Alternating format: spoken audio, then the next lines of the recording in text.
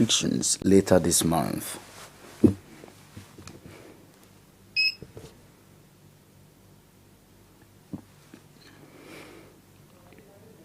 On the foreign scene, Britain to end all COVID-19 restrictions later this month.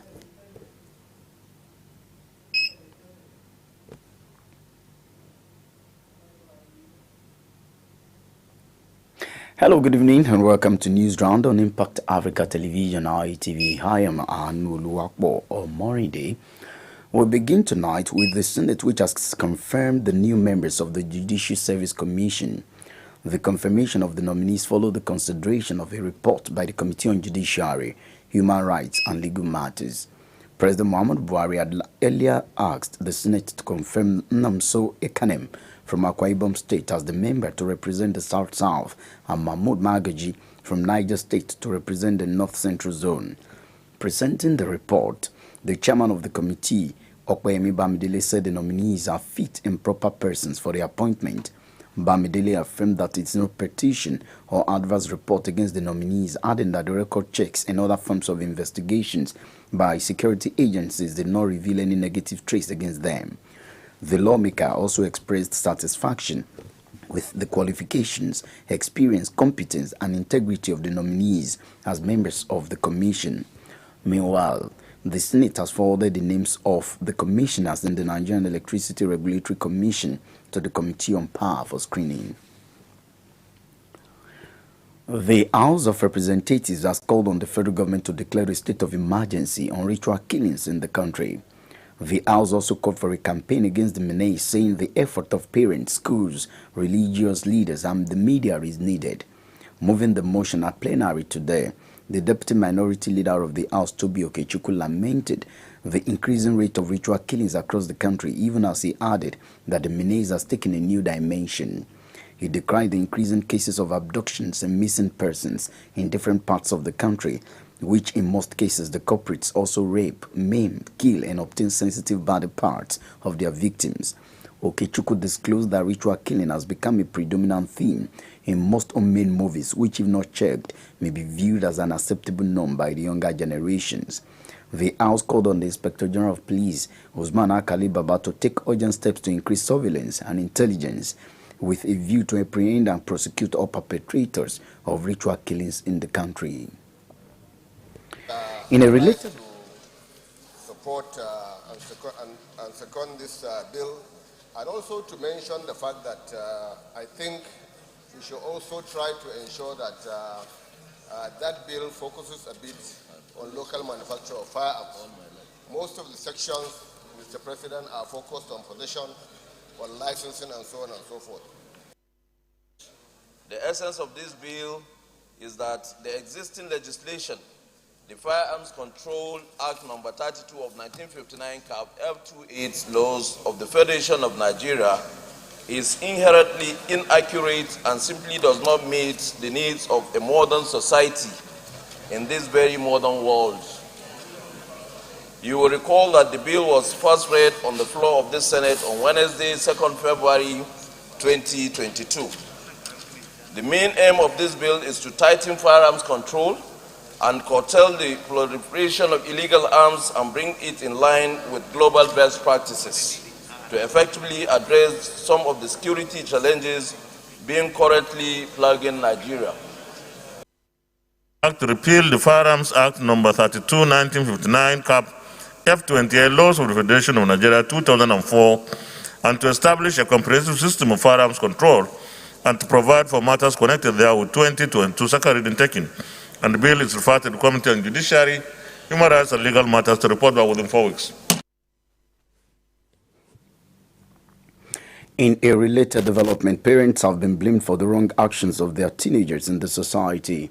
This is against the backdrop of a popular statement that charity begins at home.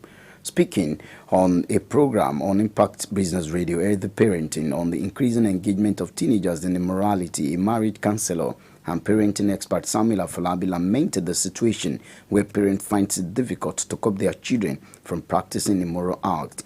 He urged parents and guardians to do everything possible to curb their words from immoral acts, especially at a particular stage when they think they are independent.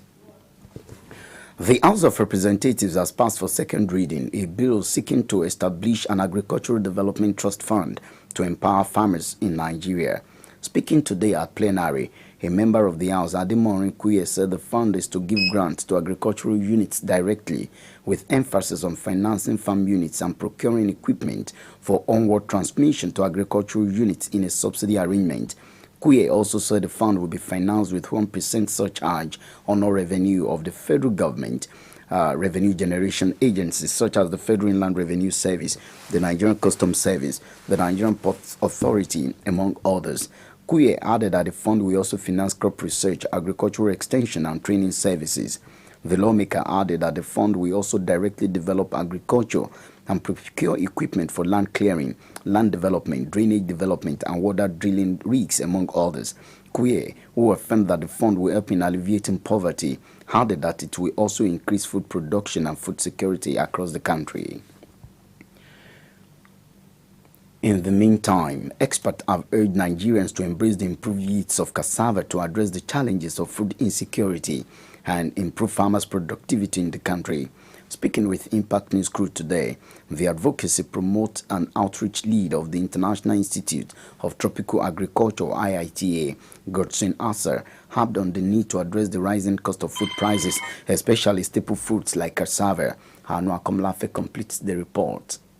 Food security is a huge challenge in Nigeria as the country ranks 84th out of 119 countries on the 2017 Global Hunger Index, and about 3.7 million people across 16 states are food insecure. Some of the challenges, according to agriculturists, include low yields, inadequate capital, lack of information about best practices in the agricultural value chain, insecurity, among others. To address this challenge, the International Institute of Tropical Agriculture Basic 2 project organized a media rally to intimate Nigerians with a new approach to cassava seed supply, since cassava plays a central role in the food supply of many African countries. The Advocacy Promotion and Outreach Lead, Dr. Godwin Atsa, pointed out that the rising price of food items in the markets like gari, fufu, and cassava products called for concern, stressing that the improved variety is the game changer.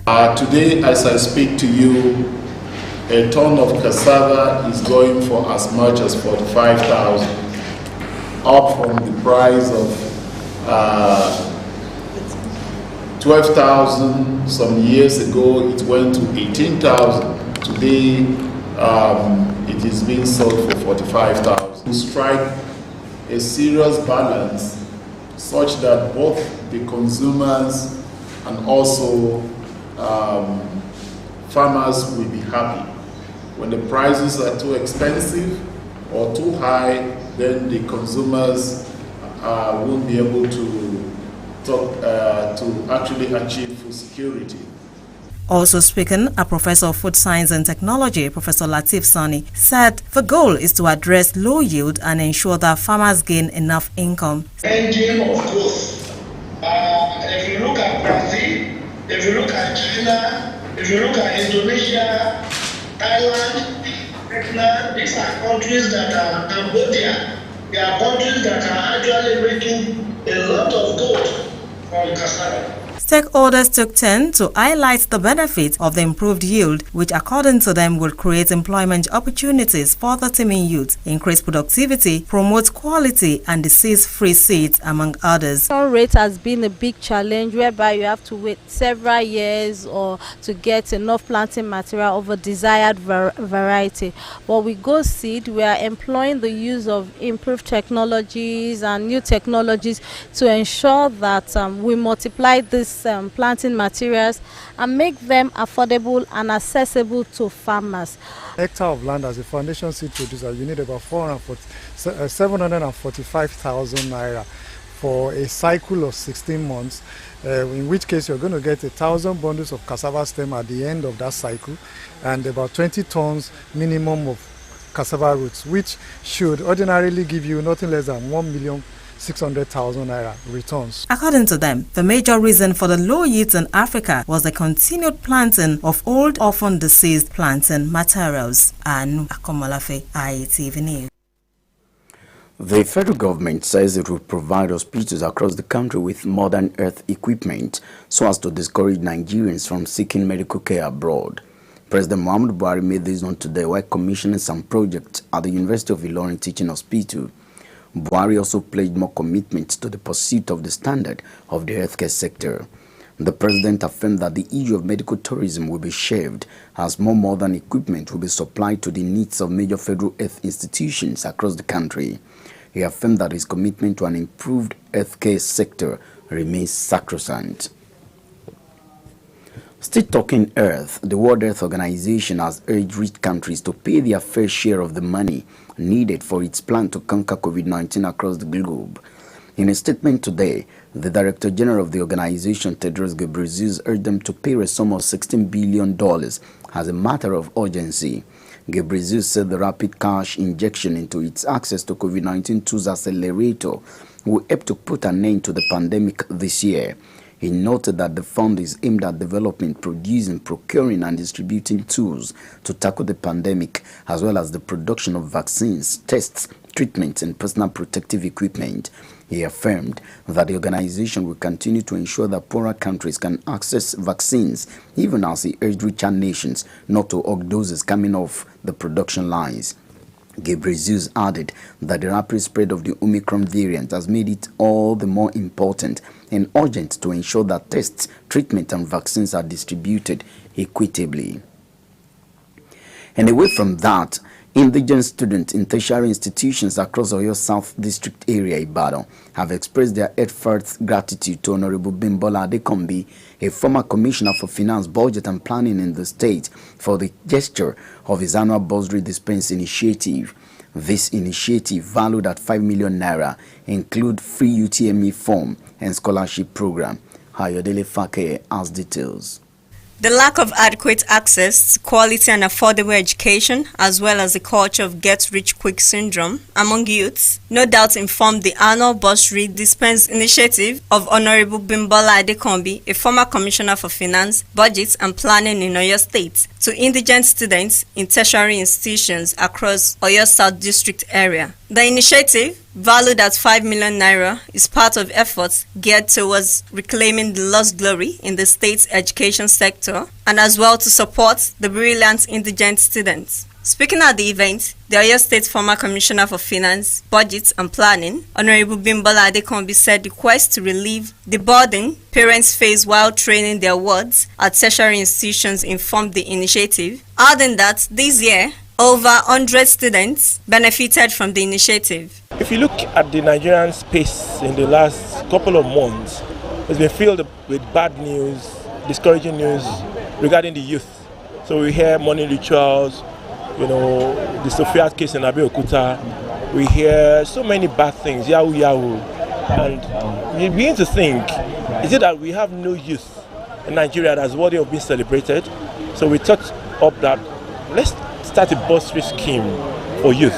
So we said, okay, the minimum criteria is you must have a GPA of 3.5%. We announced the 5 million budget grants for the bursary. So at the rate of 20,000 naira each per beneficiary, we expected 250 beneficiaries. While admonishing students to strive for greatness, Adekombi stressed that the bursary is his own way of serving as well as giving to the society. The objective of all Adekombi programs is to build an army of youth that can face any challenge of the future. We make sure that it's not restricted to the senatorial zone that I have interest in, is not restricted, it's very open. So in 2019, we are the first ever to partner with the Technical University. I sponsored 100 youth to different courses that are very much in demand at that time. And every year we've had an annual JAM program. Everything I'm saying is free.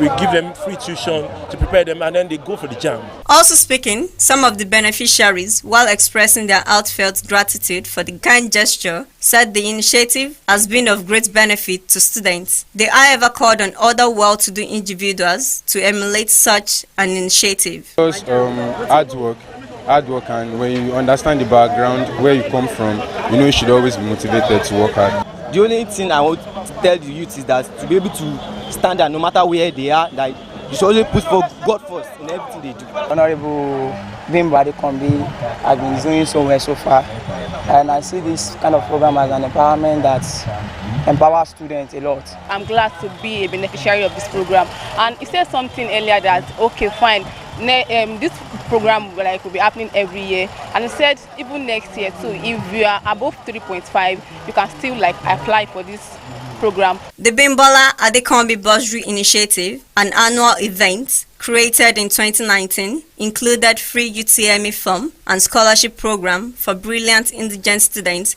in tertiary institutions across South District area.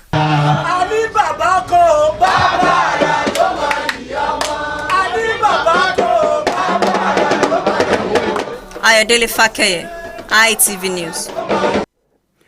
The National Drug Law Enforcement Agency has asked all tertiary institutions in Nigeria to make drug integrity test an institutional policy for both new and returning students. This is as part of its efforts to fight the menace of drug abuse among youth. The Director General of the agency, Buba Marwa, made the request today at the University of Abuja while launching the Drug-Free University campaign. Marwa also called for a partnership with the university communities to ensure the setting up of outposts on campuses in order to further strengthen the fight against the scourge. While commending the management of the university for collaborating with the agency, he said the move is apt and timely as there is no better time than now to combat the challenges of drug abuse among students. Marwa expressed worry over the rising cases of drug abuse among the youths. The federal government says at least 6 vessels ordered by the Nigerian National Petroleum Company Limited have arrived the country. In a statement today in Lagos, the Chief Executive Officer of the Nigerian Midstream and Downstream Petroleum Regulatory Authority, Farouk Ahmed, said the vessels came in with 300 million liters of petrol to close the gap created by the contaminated petrol withdrawn from depot and filling stations. The authority had earlier announced that limited quantity of petrol with methanol quantities above specifications was discovered in the supply chain. Ahmed affirmed that the authority has been able to work with the Major Oil Marketers Association of Nigeria